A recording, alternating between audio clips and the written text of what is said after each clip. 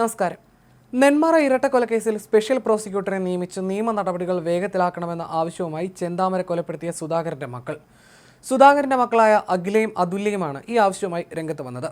പ്രതിഷേധിച്ചതിന്റെ പേരിൽ നാട്ടുകാർക്കെതിരെ കേസെടുത്ത നടപടിയിലും അവർ പ്രതിഷേധിച്ചു. പ്രതിക്ക് സംരക്ഷണവും നാട്ടുകാർക്ക് കുറ്റവും എന്ന നിലയിലാണ് കാര്യങ്ങളിപ്പോൾ. നാട്ടുകാർക്കെതിരെ കേസെടുത്തത് എന്തിനെന്ന് അവർ ചോദിച്ചു. എല്ലാവർക്കും ഭീഷണിയായി പ്രതിയെ നിയമ നടപടിയിലൂടെ തന്നെ തൂക്കിക്കൊല്ലണമെന്നതാണ് തങ്ങളുടെ ആഗ്രഹമെന്നും ഇരുവരും വ്യക്തമാക്കി. നേരത്തെ ജനകീയ പ്രതിഷേധത്തിന്റെ പേരിൽ പോലീസ് സ്റ്റേഷന് മുന്നിൽ പ്രതിഷേധിച്ച കണ്ടാലറിയാവുന്ന 14 പേർക്കെതിരെയാണ് പോലീസ് കേസെടുത്തത്. പൊതുമുതൽ നശിപ്പിച്ചതിന് പോലീസ് സ്റ്റേഷന്റെ ഗേറ്റും കവാടവും തകർത്തതിനാണ് കേസ്.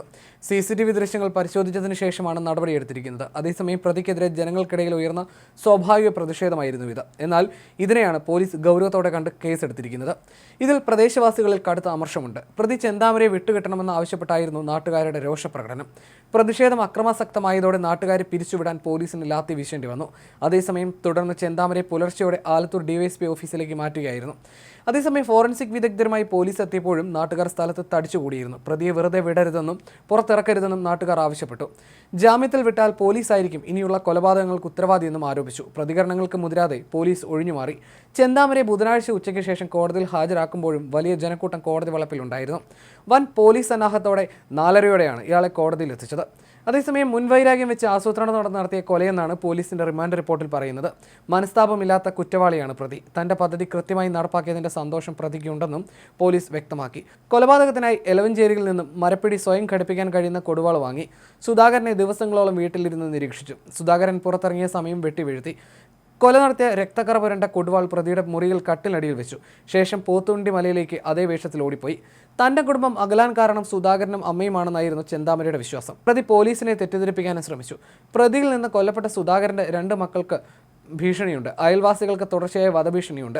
പ്രതി ജയിലിന് പുറത്തിറങ്ങിയാൽ ഒരു പ്രദേശത്തിന് മുഴുവൻ ഭീഷണിയാണെന്നും റിമാൻഡ് റിപ്പോർട്ടിൽ പറയുന്നു. ഫെബ്രുവരി 12 വരെ റിമാൻഡ് ചെയ്ത പ്രതിയെ ആലത്തൂർ സബ് ജയിലിലേക്കാണ് മാറ്റിയിരിക്കുന്നത്. ഒരു കുറ്റബോധവുമില്ലാതെയായിരുന്നു പ്രതി കോടതിയിൽ ജഡ്ജിക്ക് മുന്നിൽ പോലും നിന്നത്. തന്നെ എത്രയും വേഗം ശിക്ഷിക്കണമെന്നതായിരുന്നു ചെന്താമര കോടതിയോട് പറഞ്ഞത്. 100 വർഷം വരെ ശിക്ഷിച്ചോളൂ എന്നും പ്രതി കോടതിയിൽ ആവശ്യപ്പെട്ടു. എല്ലാം ചെയ്തത് ഒറ്റയ്ക്കാണെന്നും പരിക്കുകളൊന്നുമില്ലെന്നും പരാതിയില്ലെന്നും ചെന്താമര പറഞ്ഞു. മകളുടെയും മരുമകന്റെയും മുന്നിൽ തല കാണിക്കാൻ പറ്റില്ലെന്നും ചെന്താമര കോടതിയെ അറിയിച്ചു. മകൾ എഞ്ചിനീയറാണെന്നും മരുമകൻ ക്രൈംബ്രാഞ്ചിലാണെന്നും ചെന്താമര കോടതിയിൽ പറഞ്ഞിരുന്നു. ചെന്താമരയുടെ വീട്ടിൽ പോലീസ് ഫോറൻസിക് പരിശോധന നടത്തിയിരുന്നു. ബുധനാഴ്ച ഉച്ചയോടെ ആലത്തൂർ DYSP N മുരളീധരന്റെ നേതൃത്വത്തിലായിരുന്നു പരിശോധന. 2 പേരെ കൊന്ന ശേഷം തിരിച്ച് തന്റെ വീട്ടിലെത്തി കൊടുവാൾ സൂക്ഷിച്ച് പുറകിലെ കമ്പിവേലി മറികടന്ന് കാട്ടിലേക്ക് പോയെന്നാണ് ചെന്താമര പോലീസിനോട് പറഞ്ഞിട്ടുള്ളത്. ഇട്ടിരുന്ന വസ്ത്രം തന്നെ ധരിച്ചായിരുന്നു ഇയാൾ കാട്ടിലേക്ക് ഓടിയത്. എന്നാൽ തിരിച്ച് വീട്ടിലേക്ക് വരുമ്പോൾ പോലീസ് പിടികൂടിയതിനാൽ ഇട്ടിരുന്ന ഷർട്ട് വീട്ടിൽ അഴിച്ചു വെപ്പിച്ച് മറ്റൊരു ഷർട്ട് ധരിപ്പിച്ചായിരുന്നു പോലീസ് കൊണ്ടുപോയത്. കാട്ടിലേക്ക് പോകാനായി കമ്പിവേലി മറികടക്കുന്നതിനിടെ ദേഹത്ത് ചെറിയ മുറിപ്പാടുണ്ടായതായി ചെന്താമര പറഞ്ഞു. ഈ മൊഴി പരിശോധിക്കാനായിരുന്നു ഫോറൻസിക് വിഭാഗം സ്ഥലത്തെത്തിയത്. ഷർട്ടിലെയും കമ്പിവേലിയിലെയും രക്തക്കറ പരിശോധിച്ചു. ചെന്താമരയുടെ ചെരുപ്പുകളും വീടിന്റെ അകവും പരിശോധിച്ചു. നേരത്തെ കൃത്യം നടത്താനായി ചെന്താമര ഉപയോഗിച്ച എലവഞ്ചേരിയിലെ പണിശാലയിൽ നിന്നും വാങ്ങിയ കൊടുവാൾ പോലീസ് കണ്ടെത്തിയിരുന്നു. കൊടുവാളിലെ കൈപ്പിടിക്ക് നീളം കൂട്ടുന്നതിനായി പ്രത്യേക രീതിയിൽ പണിയിച്ചു വാങ്ങി. മരപ്പിടിയിട്ട് കൊടുവാൾ ബലപ്പെടുത്തി സൂക്ഷിച്ചിരുന്നു. ഇത് ഉപയോഗിച്ചാണ് കൃത്യം നടത്തിയത്.